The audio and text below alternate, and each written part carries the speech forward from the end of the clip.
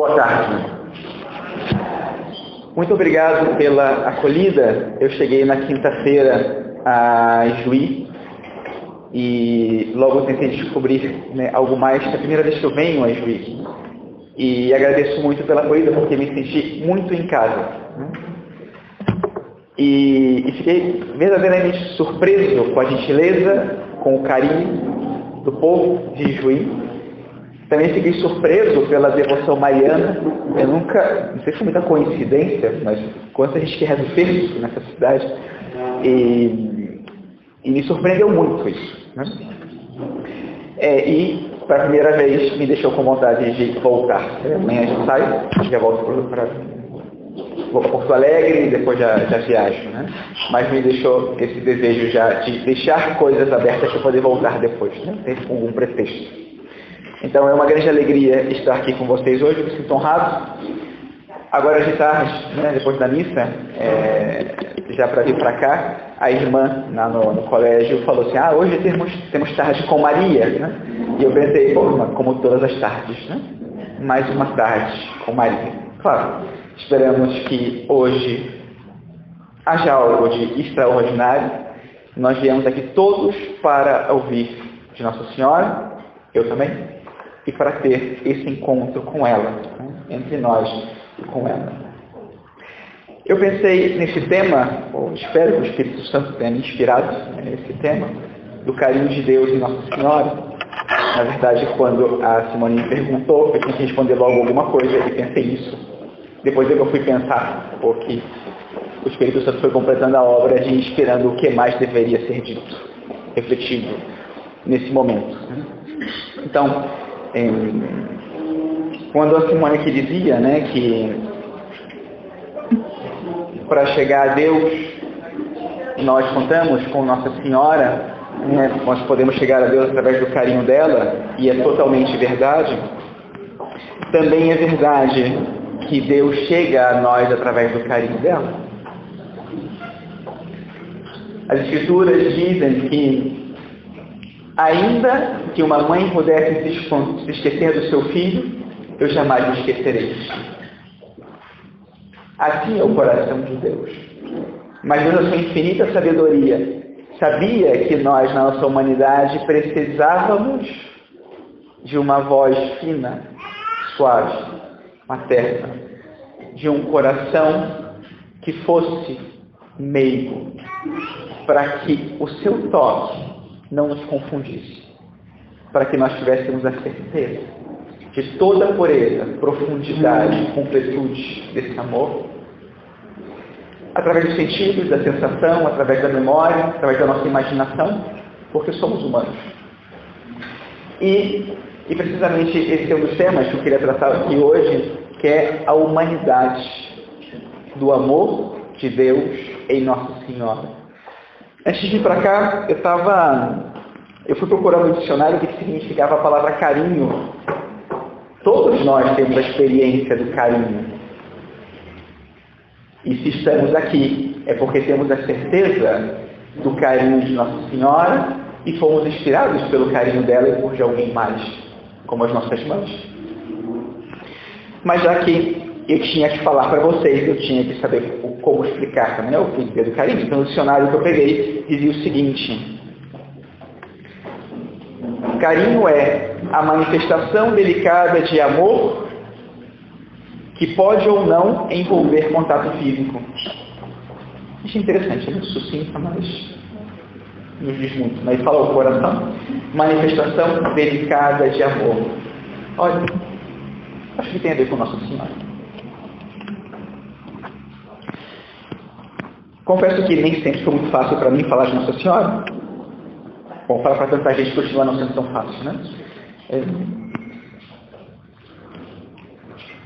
Mas lembro, na minha infância, de um detalhe de carinho dela, muito especial, que eu fui lembrar muitos anos depois.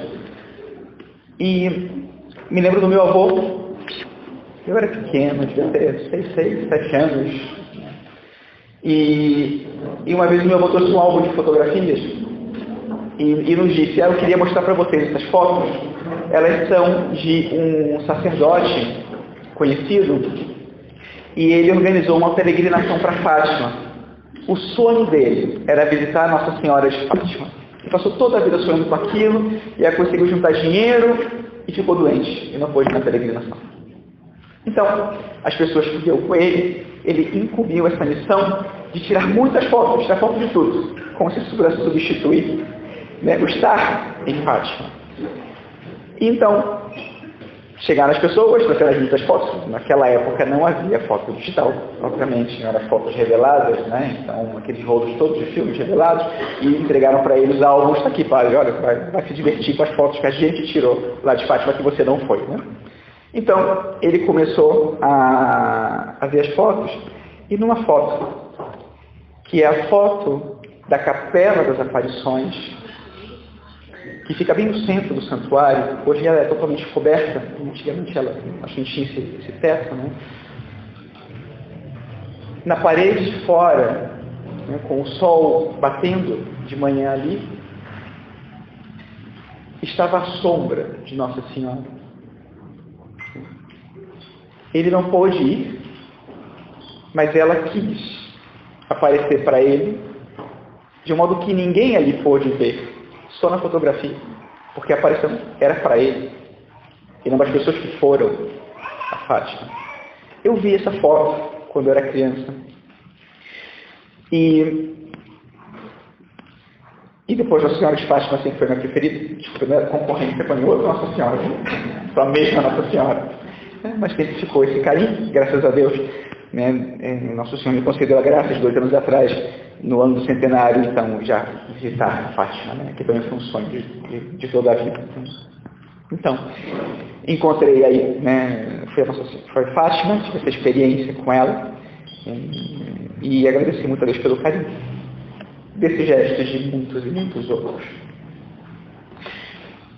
Agora, quando eu li essa definição, né, dessa expressão de manifestação delicada de amor, eu pensei que, antes de falar de Nossa Senhora e de falar do carinho, a gente tinha que chegar a uma conclusão sobre o que é o amor.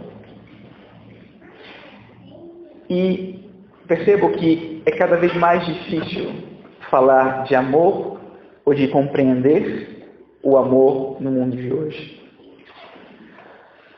Me lembro uma vez conversando com um tio meu que estava há muitos anos, estava estudando seminário, estava conversando, a gente tinha tomado algumas cervejas, estava discutindo sobre o amor, papo assim filosófico e tal. E, em algum momento, ele me perguntou, mas o que você acha que é o amor? Eu pensei, o amor é uma entrega total, né, de doação por alguém. E ele disse, isso não é amor. Eu falei, como assim? Sim, isso não é amor porque isso não existe. Ninguém faz isso. Eu falei, como ninguém faz isso? Como é possível? Se eu viesse aqui dizer isso para vocês, isso não é possível. Porque vocês têm a experiência de que o amor é real de maneira especial. Vocês têm essa experiência na sua humanidade, porque receberam isso da família de vocês, dos pais de vocês, e mais particularmente da mãe de vocês. E vocês agora, muitas que são mães, têm a experiência de que não pode ser que isso não seja verdade, porque parte da natureza, do seu coração, da sua alma, que ame desinteressadamente e que ame com essa delicadeza, que através do carinho, desses gestos de mãe, comunicam um amor autêntico, profundo, incondicional. E o que é mais complicado para um homem entender, eu acho que eu sou o único aqui, né? Tem mais um? Que é o padre, né? O padre Marcos Saída, né? Então, padre, para a gente entender, né? Tem mais alguém? Não, só? Ok. E mais complicado para a gente entender que é a gratuidade. Não esperar nada em troca. Só entregar. Só doar. Não, meu filho, é para você só.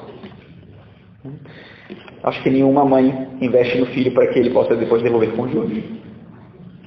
Não é assim. E eu achei que era importante que nós falássemos do amor, e vai ser um pouco uma reflexão antropológica, porque se nós não entendermos ou não partirmos de uma base comum, é muito difícil que a gente possa entender o que é a manifestação desse amor. Vocês podem entender o que é o amor, mas por falar em geral, o amor parece cada vez mais raro, mais difícil de encontrar.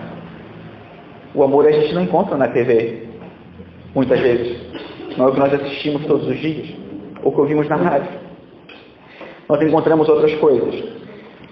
E o que é pior é que muitas vezes nós encontramos distorções do amor que são vendidas como amor. Faz alguns anos, eu trabalhava no seminário e tive a experiência de, na formação dos seminaristas, a gente sentia que era cada vez mais difícil formar os seminaristas, uma série de dificuldades, problemas que iam acontecendo, muitos que desistiam, uma série de dificuldades do tipo, sei lá, desde desobediência, falta de ordem, falta de responsabilidade, uma série de problemas que a gente ia encontrando.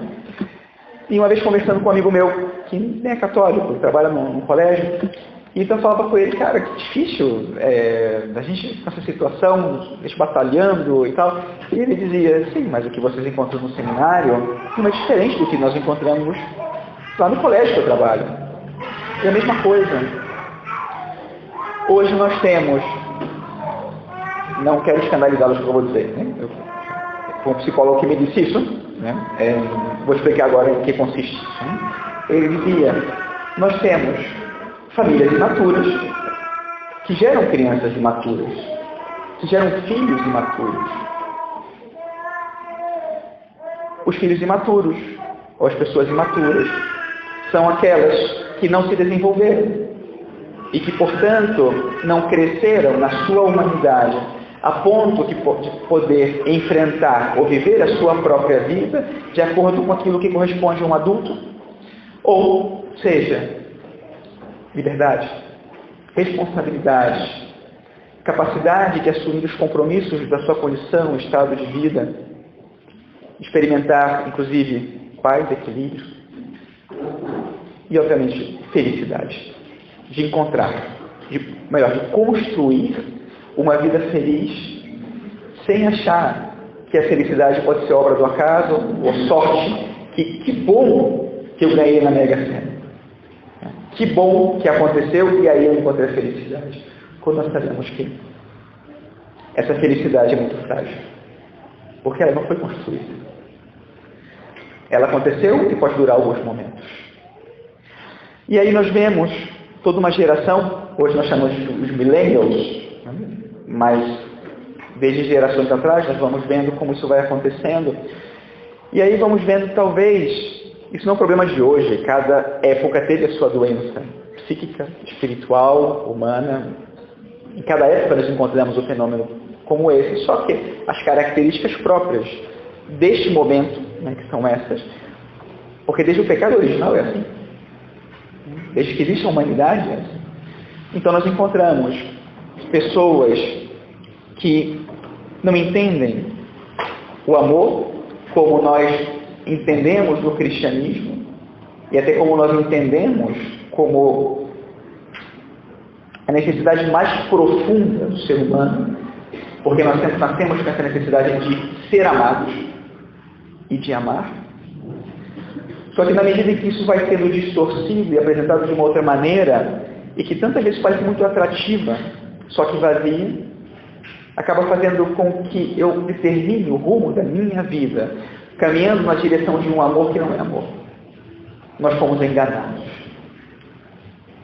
Me lembro anos atrás, quando eu via novela, e tinha o último capítulo de uma novela, eu não lembro o nome da novela, mas enfim, lembro o último capítulo, em que o homem chegava em casa e dizia para a mulher com os 2 filhos, eu estou saindo de casa hoje, estou indo embora, eu vou te deixar com as crianças, porque eu vou fugir com o amor da minha vida.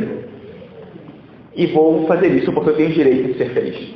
Então, por isso, eu tenho o direito de ser feliz. E por isso, por amor, eu vou te deixar. Não faz o menor sentido. meus filhos, a minha esposa, com o compromisso que eu assumi. Como assim? Mas esse é o amor que nos vendem. Porque logo existe uma outra distorção em relação com o que significa liberdade. Hoje se apresenta a liberdade como a capacidade de fazer qualquer coisa, de fazer tudo o que eu quero fazer. Qual o problema disso? É que essa liberdade também é muito frágil. Eu termino por poder fazer muito poucas coisas. E nenhuma delas que realmente preenche meu coração.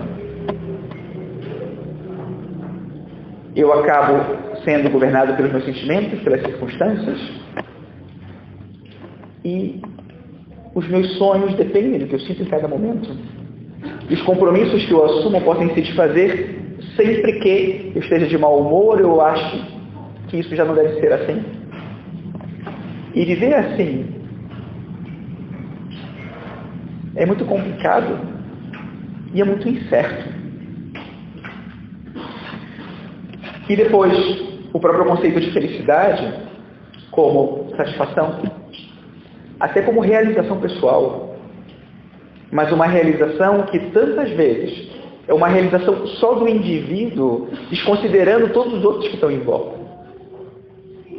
Porque o próprio amor, que a gente está aqui falando desde o início, ele não é exatamente amor. Ele é muito mais egoísmo. Outro dia, conversando com um colega meu, que também é do Rio, ele estava me falando, puxa, agora quando eu vou ao Rio de Janeiro, me dá pena, porque, sabe, o carioca era um povo tão cálido, é tão gostoso você estar, você conversar com as pessoas na rua, você encontrar as pessoas e poder falar. Eu me lembro quando eu morava com os meus pais, uma vez de entrar num ônibus e subir no ônibus às 8 da manhã, indo para o trabalho, e estava todo cheio dessas bexigas cheias do ônibus, né? Tinha bolo, refrigerante, porque era aniversário de um passageiro. E ele dizia, a gente perdeu isso. O carioca tem tanto medo da violência que a gente acaba se fechando, e esse fechar-se é sumamente devastador para a gente. Porque nós nos fechamos, nos protegemos. O problema é que quando nós nos protegemos dessa maneira, perdemos a capacidade de ir ao encontro do outro. E aí percebemos como esse individualismo do nosso tempo nos impede de dar sentido e de ajudar os outros a encontrar sentido e caminhar juntos na direção de um sentido. Eu estou comentando tudo isso que é muito negativo, porque se nós não entendemos o que é o amor, pouco vamos entender do que é o amor de Deus, e menos ainda do que é o carinho dele para conosco. Acho que Juí é bastante diferente do Rio de Janeiro em certo sentido. Aqui encontro uma realidade familiar diferente do que eu encontro no Rio, em São Paulo. De realidades familiares que exigem muitas compensações, porque o estilo de vida que as pessoas escolheram é incompatível, muitas vezes, com as necessidades que têm seus filhos. E em nome de manter um nível socioeconômico que construíram ao longo do tempo, abandonam os seus filhos. Faz 2 anos, mais ou menos 3 anos, eu estive em Curitiba e naquela semana, a semana anterior, tinha tido uma tragédia e os pais ali naquele entorno estavam falando disso e muito preocupados porque uma aluna, não sei, acho que era do 7º ano, do 8º ano, já era, acho que era do 1º do ensino médio, uma coisa assim. A menina se jogou, né, da janela do apartamento, no intervalo das aulas. Então foram para casa almoçar, as crianças iam todas para casa almoçar, e depois voltavam para o colégio. A menina não voltou para o colégio. Então, um dos colegas, né, um dia disse para a mãe, eu não quero voltar para o colégio hoje, eu quero ficar em casa. E a mãe, então, cancelou tudo que tinha E pensou, vou ficar em casa também? Não sei, meu filho, como está meu filho? Diante disso que aconteceu. Como, sei lá, vou estar em casa porque eu tenho que ter certeza que o filho está bem e vou ficar aqui. Na verdade, ela se deu conta que quem estava mais incomodada com a situação era ela mesma. Então ela ficou ali, sem saber o que dizer para o filho, né? E o filho em silêncio, ele, introspectivo, e de repente pensando sobre tudo que estava acontecendo. E ela tentou puxar algum assunto do tipo, o que você diz num momento desse, né? Mas, meu filho, que pena, né? Alguma coisa assim. E o menino falou para ela, sabe o que aconteceu? Sabe qual é o problema? Nós só queremos colo. Nós só queríamos a presença. A minha amiga não tinha a presença.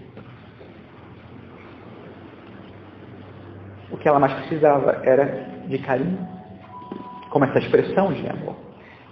E o carinho só pode acontecer quando existe presença. E a presença só pode acontecer quando existe amor. Porque o amor, ele dá valor.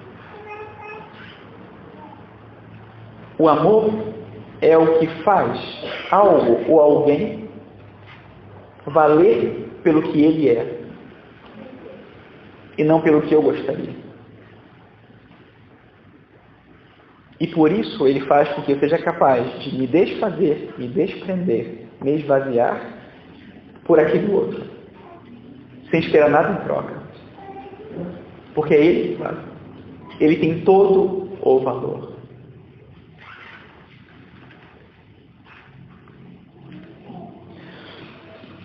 E aí nós percebemos como a superproteção, que pode vir até da violência urbana,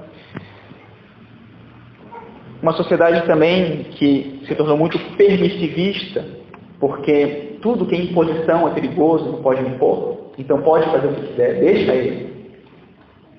Porque precisa compensar as faltas, que são faltas de amor. E falta de amor não se compensa. Não se compensa a falta de amor. Não adianta. No outro dia, soube de uma menina muito perto, né, da família, com 6 anos de idade. O quarto dela não cabe mais boneca. E essa menina que tem tudo que ela quer, porque tudo que ela pede ela ganha, deu um escândalo e disse com 5 ou 6 anos de idade, meus pais não me amam. Como que uma criança pode formular isso? Uma criança que tem tudo? De alguma maneira ela entendeu que é uma compensação. Estão me comprando. Estão me dando para que eu ache que.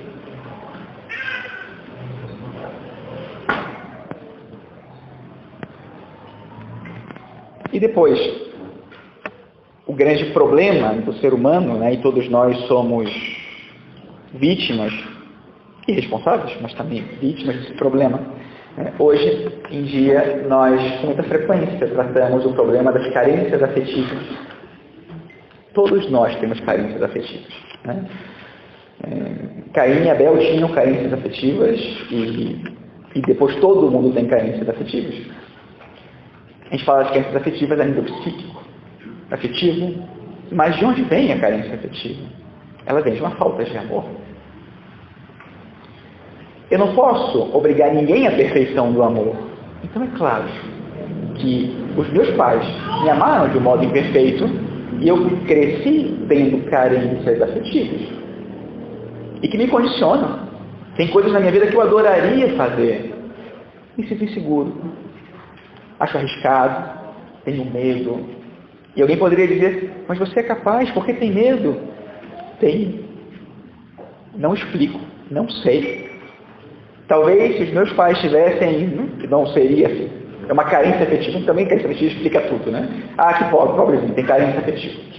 Também não é assim, né? E não é justo explicar dessa maneira. Essa é a perspectiva negativa. É claro que tem a positiva. Porque hoje nós podemos olhar para trás e dizer quanto devemos aos nossos pais pelo fruto que somos nós do seu amor. Quanto eu tenho, quanta riqueza eu tenho.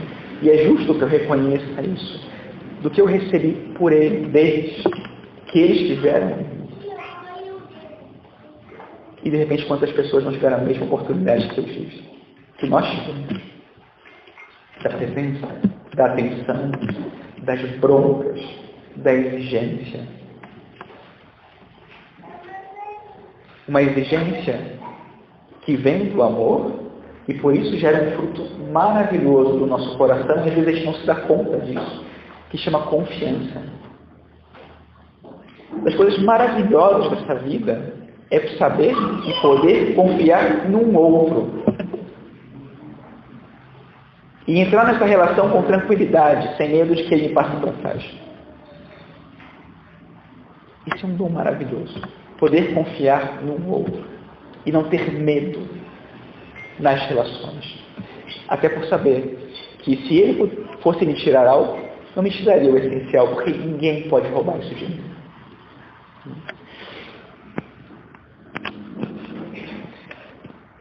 E nessa sociedade nós acabamos tendo valores como o sentimento, vale mais o que eu sinto, não o que eu sei, vale mais o que é imediato, vale mais o que é eficiente, vale mais o que é subjetivo, vale mais o que é relativo. E esses valores, eles não enchem o nosso coração. O materialismo, o produtivismo, o imediatismo não podem encher o nosso coração porque eles são totalmente contrários ao amor, que é o que realmente pode nos encher. Pode realmente dar sentido.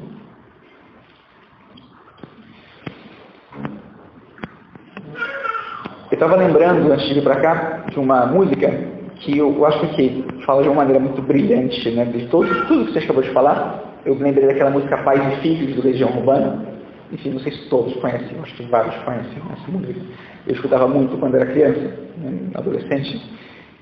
E ali tem esse retrato do que é positivo e do que é negativo de uma família. Porque tudo é amor. A questão é que existe amor ordenado e amor desordenado. Existe amor que constrói e amor que destrói. Claro, o amor que destrói não é amor nesse sentido que a gente está falando. Isso é egoísmo. Esse é um amor por si mesmo, desordenado, porque ele só busca o que é bom para mim, independente do que seja bom para o outro. Isso chama egoísmo. Então ele diz, é preciso amar as pessoas como se não houvesse amanhã. Que maravilhosa verdade isso. Imagina você poder se entregar por outro com toda a confiança, como se fosse o último dia, dando o melhor de você naquele momento, porque o outro vale a pena. Isso vale para o filho, isso vale para qualquer pessoa. Também diz, você culpa seus pais por tudo. Nós fazemos isso com uma certa frequência, né? Puxa a vida, porque o meu pai, porque a minha mãe, naquele momento, se eles não estivessem. Gente, agora a vida sou eu que levo e isso não pode ser razão para que eu não faça alguma coisa na minha vida. E aí depois ele completa, são crianças como você. E a gente acaba repetindo os erros, né? Acho que são mães aqui, não querendo fazer aquilo que faziam seus pais, o que fazem. Reproduzem um modelo, porque não conhecem outro. Assim é a vida. E Deus, por alguma boa razão, fez assim.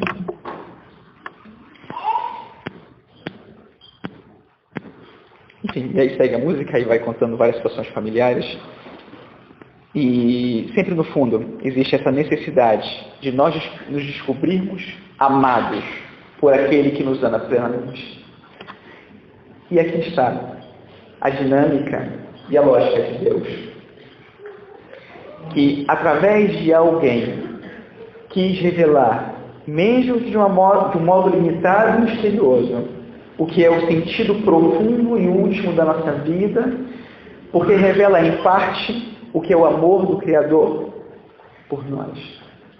Se assim é o amor dos nossos pais por nós, um reflexo, às vezes tão pálido do amor de Deus, como não será o amor do Criador por sua criatura. Agora, a dinâmica do amor de Deus é uma dinâmica de participação. E uma dinâmica de participação que não despreza a nossa natureza humana. Participação significa que a liberdade que Deus nos deu é exatamente para que nós atuemos como Ele, façamos a sua vontade, sigamos o modelo que é Ele. Livremente. Optemos por aquilo que Ele sonhou para nós.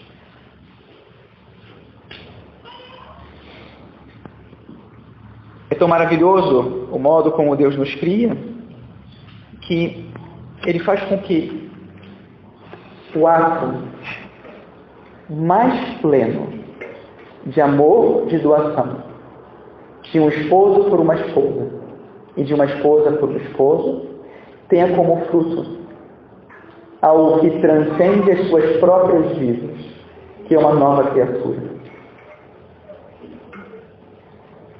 Um filho não é proporcional a nada que nós possamos fazer. Porque depende de um gesto criador de Deus e que supõe um gesto de entrega de uma criatura por outra.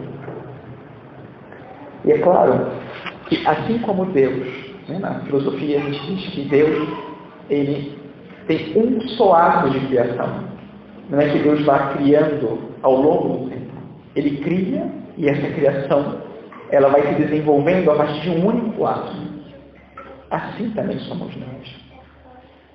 Porque o amor criador de participação dos nossos pais na criação de Deus, que somos nós, também em nós vai se desenvolver a partir daquele amor.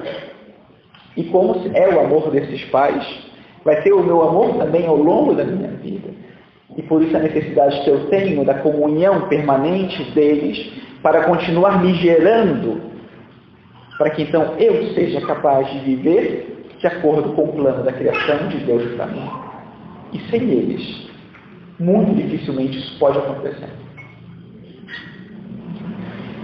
Porque Deus me cria justamente para repetir em minha vida, sim, o amor dos meus pais por mim, só que além disso, escreveu em minha alma, na minha natureza, a capacidade de que eu tivesse a necessidade de reproduzir algo além do que eu experimentei, do que eu vivi, do que eu recebi na pessoa dos meus pais.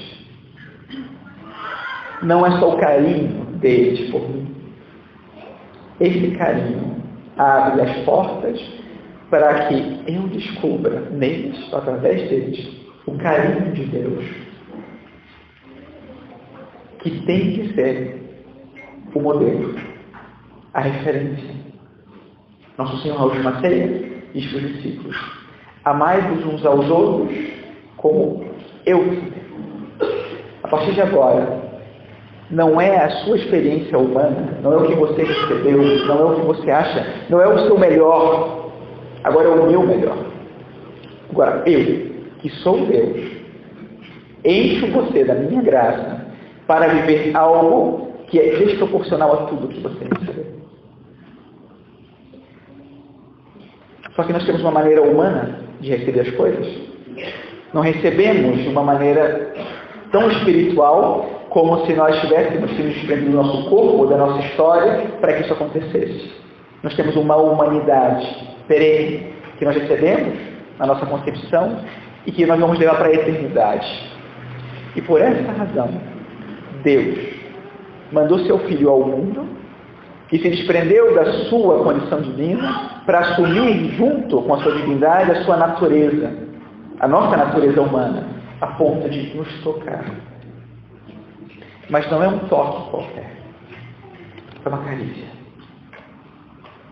Deus quis assumir a nossa natureza para que Ele pudesse nos acariciar a alma, tocar. Nós estamos tendo a necessidade do toque, para poder comunicar carinho. Vejam, às vezes, quando você vê, eu sei que seu filho sofrendo, você precisa dar um abraço nele e ver: eu estou aqui, me dá seu sofrimento, deixa que eu sofra para você, mas você não aguenta ver você sofrer. E esse toque, esse carinho, vocês devem poder lembrar das vezes em que de repente colocaram a cabeça no colo da mãe, do pai, para que desse carinho, para que pudesse estar aí. Ou das vezes que estavam deitadas na cama e estavam escutando a voz do pai, da mãe que falava. Eu me lembro do dia que eu estava deitado na cama da minha mãe e minha mãe me falou, eu vou te ensinar a rezar a Ave Maria. E foi repetindo as palavras de Ave Maria para que eu pudesse aprender a rezar a Nossa Senhora. Todos temos essa experiência. E se não tivéssemos tido, nos faria muitíssima falta. Porque precisamos de carinho, precisamos de toque. Precisamos do afeto comunicado através de uma maneira sensível, que fala profundamente ao nosso coração, mas que nós sabemos que a sensibilidade é só um veículo, é só um meio de comunicação. Porque nós precisamos não do toque, nós precisamos daquilo que está no fundo da alma daquela outra pessoa, que enche o coração dela e transborda na forma daquele carinho. Mas também somos capazes de perceber um carinho que manipula. Um carinho de interesse. Um carinho que não fala ao fundo da nossa alma, porque não quer o nosso bem. A mulher percebe isso muito mais do que o homem. É fácil para vocês perceberem isso. Quando alguém se aproxima com muita gentileza, e você fala, o que está querendo? Porque não é amor. E vocês sabem disso. E Deus, no seu amor tão cheio de carinho, ele sentiu, a maneira muito humana de dizer isso, né? Mas ele sentiu a necessidade de dar um rosto humano, e é claro, esse rosto humano é nosso Senhor Jesus Cristo, e ele pessoalmente, presente, diz, não é suficiente, está faltando alguma coisa. Não, esse rosto barbudo não é exatamente o que tem alguma coisa mais. O olhar, a voz, tem que ser uma mulher. Tem que ser uma mulher. E uma mulher linda, carinhosa, perfeita. Que pode gritar com seu filho e ele sabe que é por amor. Que pode abraçar o seu filho e ele se sente seguro. Uma mulher que traduza, que comunique o que é o meu carinho pela humanidade. E aí ele achou tão bom que ele mesmo quis nascer dela. Ele mesmo quis ser gerado no seio dessa mulher.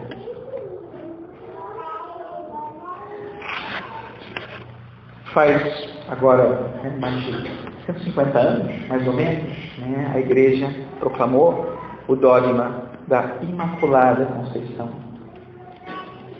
A Imaculada Conceição é porque ela foi concebida, não que ela concebeu, ela foi concebida sem o pecado original. Deus preparou de uma maneira muito carinhosa a mãe que Ele queria para si e que Ele queria para nós.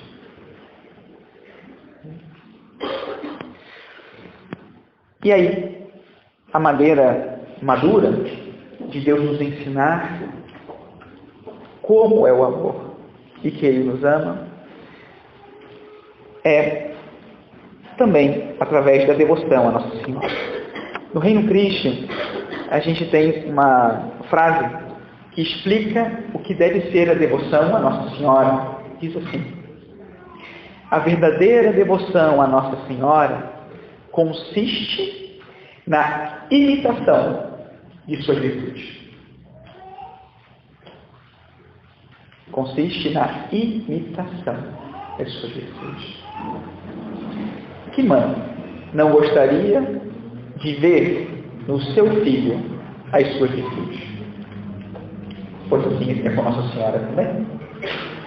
Pode ser um pouco difícil hoje de falar de virtudes no mundo que menospreza tantas virtudes e que entende que as coisas devem ser alcançadas muito facilmente, de maneira imediata.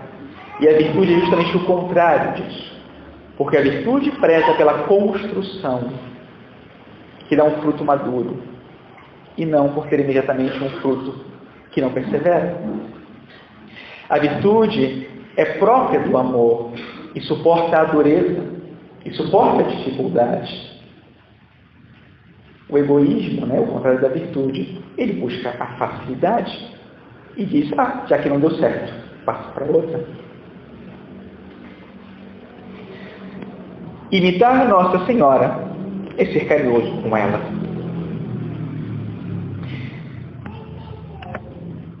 E a virtude é a expressão de amor verdadeiro, não de um carinho de compensação, não de sentimentalismo.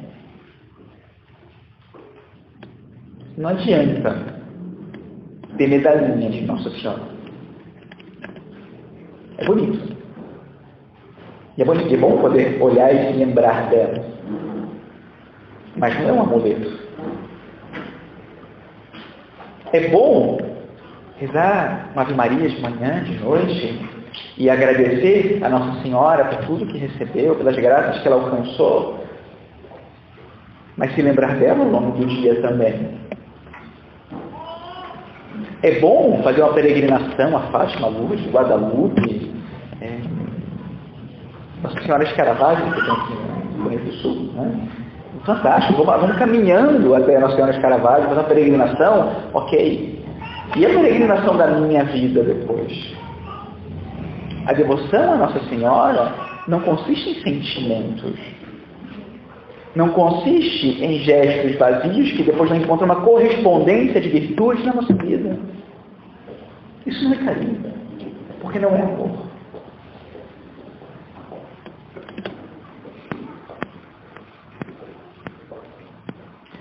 E aí, é bom a gente olhar para Nossa Senhora e encontrar nela quais são essas virtudes que ela gostaria de ver espelhadas em nós.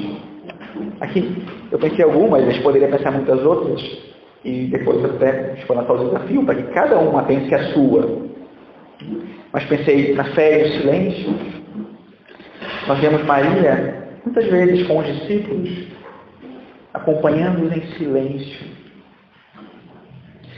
Encontramos em Maria uma mulher de oração, uma mulher da palavra de Deus.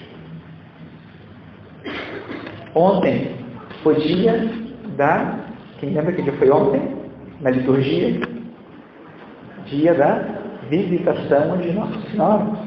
Então, Nossa Senhora, quando recebeu a aparição do anjo, e então Nosso Senhor se encarnou no seu seio, a primeira coisa que ela faz é correr, e vai à região montanhosa, na Galileia, da Judéia, vai visitar sua prima, Santa Isabel, para servi-la. Ela chega, Santa Isabel diz, nossa, não sou digna de receber a mãe do meu Senhor e tal, e Nossa Senhora, então, ela exulta, canta, é o Magnífica, esse canto de exultação de Nossa Senhora, que é uma adaptação, cópia, tradução, do Cântico de Ana. Nossa Senhora conhecia muito bem as Escrituras. Era uma mulher de profunda oração. Quando o anjo aparece, ela crê. Ela diz, como vai acontecer isso? Me fala, eu estou dentro. Depois encontramos nela essa profunda humildade. A humildade é a capacidade de nos ver a nós mesmos como nós somos, segundo aquilo que realmente valemos, e aos outros, com o seu verdadeiro valor também, e nos coloca em relação com o outro, abertos ao amor do outro e para amar o outro. A humildade é condição para viver o amor. A humildade não nos diminui, ela nos faz reconhecer a nossa miséria. A humildade é a virtude de Nossa Senhora, que tendo sido a mais agraciada das mulheres, não se acha mais do que ninguém. Se coloca a serviço de sua prima e se coloca a serviço toda a sua vida. Uma imagem que eu acho lindíssima e maravilhosa de Nossa Senhora é a Pietà. A Pietà, vocês sabem, né? Essa imagem de Nossa Senhora que fica na Basílica de São Pedro, no Vaticano, que é enorme, ela deve ter mais de 2 metros de altura, 2 metros de altura, e é uma mulher, Maria, com Nosso Senhor nos braços, depois da crucifixão.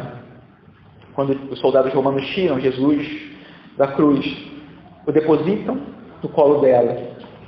Essa imagem, dizem, que é a obra de arte mais cara que existe no mundo. Já faz 80 anos, 70 anos que não tiram do Vaticano porque não tem seguradora que cubra o valor dessa obra de arte. E essa obra de arte tem uma singularidade incrível. Os olhos dela falam. É uma estátua de mármore. E você lê nos olhos dessa estátua, na verdade nos olhos dessa mulher, a dor de alguém que tem os filhos mortos nos braços e que mesmo assim não perde a esperança. Maria é a mulher de esperança. Nunca desiste de amar. Nunca desiste de acreditar. Sofre no silêncio, mas sabendo que a cruz não é a última palavra. Maria, no Sábado Santo, quando todos os discípulos estavam desanimados, foi aquela que, segundo a tradição, permaneceu firme. Ela estava para todos eles. Quem sabe o que passou pela cabeça de Maria do que podia acontecer? Mas se tinha alguém que podia compreender as palavras de Cristo sobre a cura e da ressurreição, era ela. Ela estava ali. Esteve ali por eles. Maria, mulher sem carências afetivas. E por isso, capaz de viver um pleno amor e uma plena paz. E por isso, entendemos que a missão de Maria é nos comunicar o carinho de Deus, através da sua humanidade, que toca a nossa humanidade. Como que, se Deus falasse uma língua que fosse muito difícil para a gente entender, ela entende, conhece a nossa língua e nos fala de uma maneira que nós compreendamos. Deus te ama. O Pai te ama. E por isso eu estou aqui. Eu vou estar sempre aqui. Toda a tua vida. Você sabe que pode contar comigo. Em cada momento. Com a sensibilidade, com a ternura, com a percepção, né, de uma mãe. De longe, sabe quando o filho sofre. De longe. Para mim, a cena mais bonita do filme da Paixão do Cristo, do Mel Gibson, imagino que a maioria tenha visto, né, o filme, espero não dar spoiler, né? É quando Nosso Senhor está carregando a cruz e cai, e ela está ali. E aí ela lembra, né, daquela cena, quando ele era criança, e ela o vê caindo, e ela corre ao encontro dele para segurá-lo no colo. E a mesma coisa acontece ali. E ela está correndo, está próxima, na hora que ele cai, para poder segurá-lo no colo. Os Santos Padres, né, têm essa imagem tão bonita do colo de Nossa Senhora, né, porque fazem ver que Deus, quando chegou ao mundo, o primeiro lugar onde ele esteve foi o colo de Nossa Senhora. E quando ele saiu do mundo, o último lugar em que ele esteve foi o colo de Nossa Senhora. Mesmo adulto, mesmo tendo vivido toda a sua missão, podemos dizer o final da sua vida, tudo está consumado, e quis encontrar no colo dela, e através dela, o abraço do Pai. Quantos detalhes do Pai, através de Nossa Senhora? Quem muito se sabe amado, muito ama. E essa experiência essencial do amor de Nossa Senhora. Ela experimentou como ninguém o amor de Deus e por isso o comunicou. E viveu esse amor a um nível profundíssimo, também afetivo, também humano, sobretudo espiritual, que toca e transborda, penetra todo o seu ser. E por isso também é um amor sensível, porque nós precisamos comunicar amor através da nossa sensibilidade.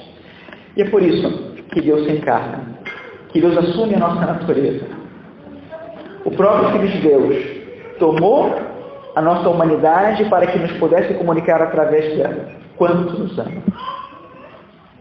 E nós sabemos que esse amor é pleno por duas razões principais. A primeira, evidente, ele morreu por nós na cruz. Gosto muito dessa palavra de Santo Agostinho, que diz: se te sentes frustrado por causa das tuas ideias, lembra-te do quanto custaste. Se eu acho em algum momento da minha vida que eu não valho porque não deu certo alguma coisa, o lugar para olhar é a cruz. Lá está Deus que morreu por mim. Se Ele deu a vida por mim, eu devo valer muito aos seus olhos. Essa é a maneira chocante que Deus tem de nos recordar o seu amor. Tem que ser chocante. Olhar para a cruz e ver o sangue desse homem derramado e saber que foi por mim. Isso tem que me chocar. Tem que mexer comigo. Mas Deus é carinhoso. E é depois, de olhar para a cruz, Ele coloca aos pés dessa cruz a Santíssima Virgem Maria, para que possa também comunicar esse gesto de carinho, essa carícia dele por mim, para dizer: eu estou aqui, aos pés da tua cruz, como estive também aos pés da cruz do meu filho. Vocês já viram um quadro de Rembrandt, que é o Filho Pródigo? Um quadro muito famoso, o rapaz de joelhos aqui, abraçado na cintura do pai, e o pai tem as mãos sobre as costas do filho, e tem um olhar assim, um pouco para baixo e tal. Na verdade, Rembrandt diz que o pai era cego. Então, na verdade, tem esse simbolismo. O pai, ele não vê os pecados do filho, ou esquece os pecados do filho, essa ideia. Mas o que eu queria chamar a atenção aqui na imagem, quando forem de novo olhar essa imagem, se quiserem, peguem no Google, está fácil de encontrar. As duas mãos são diferentes. Uma mão é uma mão masculina, a outra mão é feminina. Porque o amor tem essas duas mãos. A mão da exigência e a mão da ternura. E as duas coisas são necessárias. Não dá para ter um amor sem um ou outro, seria incompleto. Por isso a cruz. E por isso a ternura de Nossa Senhora, o carinho dela. Porque não dá para ter a visão toda, a experiência toda desse amor só com um deles. E Deus conhece a nossa humanidade e nos acaricia. E sempre se faz presente através dela, para quem quiser encontrá-lo através dela. E sem ela, como seria incompleta a nossa fé? Como seria incompleta a experiência do carinho de Deus por nós sem esse toque maternal? Que só Deus tem. E porque eu tenho, o colocou nela, para que nós fosse mais fácil. E por isso, nós encontramos Maria aos pés da cruz. Encontramos Maria em nossa vida. E encontramos Maria ao longo de toda a história. Segundo o Google, depois eu não vou procurar mais, eu só vi no Google, peço desculpas pela fonte duvidosa, mas o Google diz que existem mais de 1000 denominações de Nossa Senhora. Não sei se é verdade. Havia dois números, uma era 400, outra era 1000. Acho mais razoável mais de 1000. Tudo bem, não importa, mais de 1000. Mais de 1000 denominações de Nossa Senhora. E algumas dessas denominações correspondem a aparições de Nossa Senhora ao longo da história, a pessoas concretas. Nós temos bem poucas, acho, aparições de Nosso Senhor Jesus Cristo. O Sagrado Coração, a Santa Margarida Maria. Mas Nossa Senhora tem várias delas. Tem Lourdes. No século XIX, Nossa Senhora aparece a Bernadette e tem uma mensagem para ela, que é uma mensagem para o mundo inteiro. E ela diz para Bernadette: eu sou a Imaculada Conceição. Havia um debate na igreja sobre a conceição de Nossa Senhora, que ela teria sido concebida sem pecado. E ela recebe essa mensagem para comunicar ao Papa que foi Nossa Senhora que disse sim, eu fui concebida sem pecado. Escolheu a menina para dar uma mensagem para o mundo inteiro. Depois, nós encontramos também Fátima, Nossa Senhora que aparece aos seus pastorinhos e tem uma mensagem para o mundo. Rezem um terço, façam penitência. Nossa Senhora que sofre porque o mundo não encontra paz. E quanto sofrimento durante uma guerra e tantas ameaças de guerra e uma mãe que sofre porque os seus filhos não encontram paz e ela precisa comunicar a eles o caminho dessa paz. Nós encontramos também no século XVI, 1531, Nossa Senhora que aparece na cidade do México a um índio. Nesse momento, os espanhóis tinham conseguido converter 800 índios. E depois da aparição dela, mais de 5 milhões. E ela diz para o índio, por que te preocupas? Não estou eu aqui, que sou a tua mãe.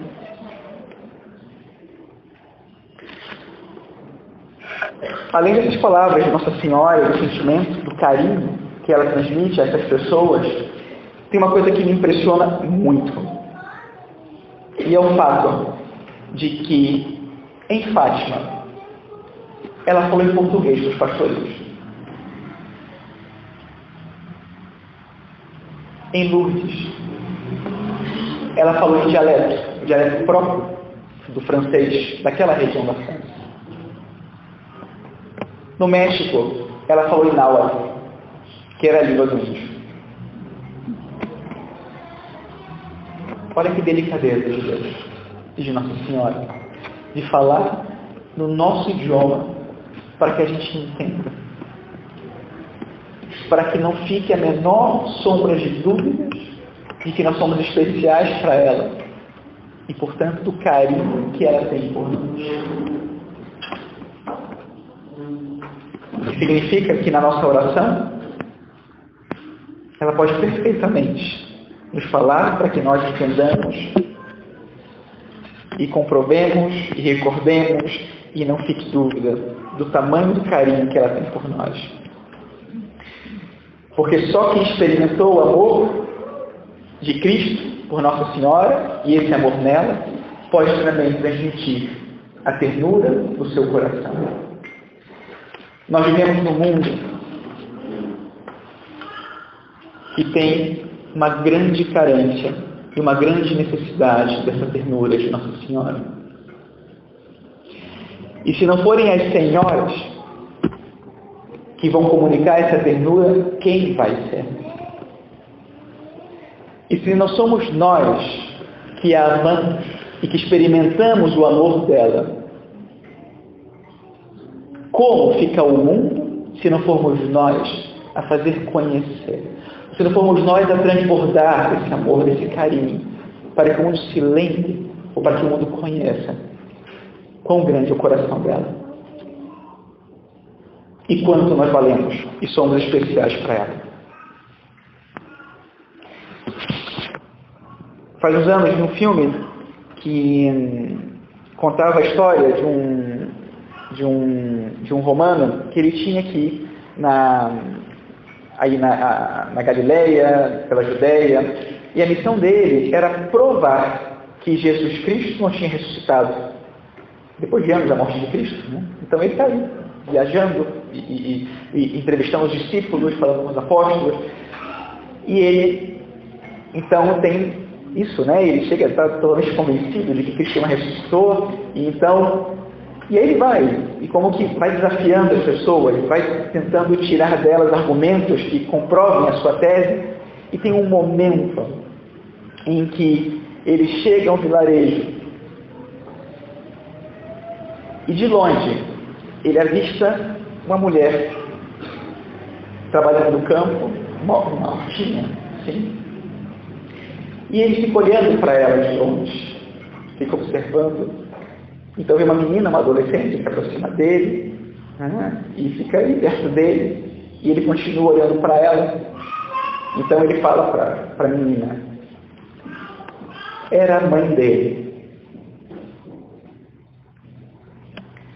E ela fala assim, é a mãe dele. E aí ele fala, né? Quanta paz tem o olhar dela. E ele mesmo pensa, deve ser porque ele ressuscitou.